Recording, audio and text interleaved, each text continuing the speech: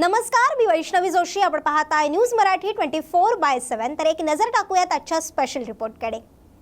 बदलापूरवरून मुंबई किंवा नवी मुंबईकडे जायचं म्हटलं की लोकल किंवा ट्रेन शिवाय पर्याय नसतो. परंतु लोकलची गर्दी पाहता अनेकांना हा लोकलचा प्रवास अतिशय जीवघेणा वाटतो.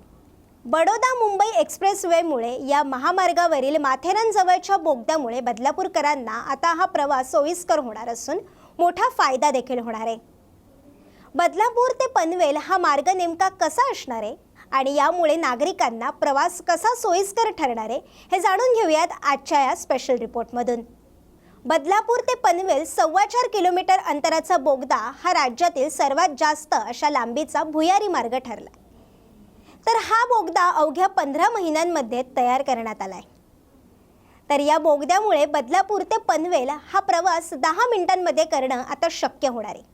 तसंच बदलापूर ते पनवेल थेट जोडले गेल्याने अटल सेतू मार्गे बदलापूरकरांना 40 ते 45 मिनिटात थेट मुंबई गाठणं आता शक्य होणार आहे.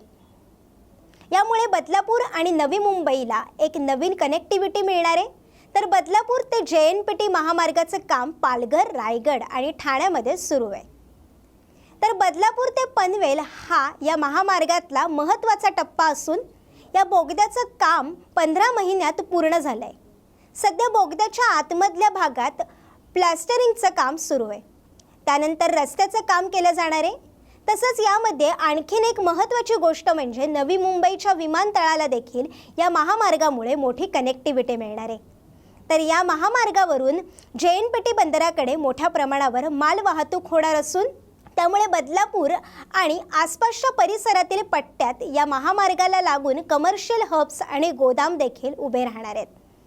यामुळे इथे राहणाऱ्या लोकांसाठी रोजगारांच्या खूप मोठ्या संधी देखील उभ्या राहणार आहेत.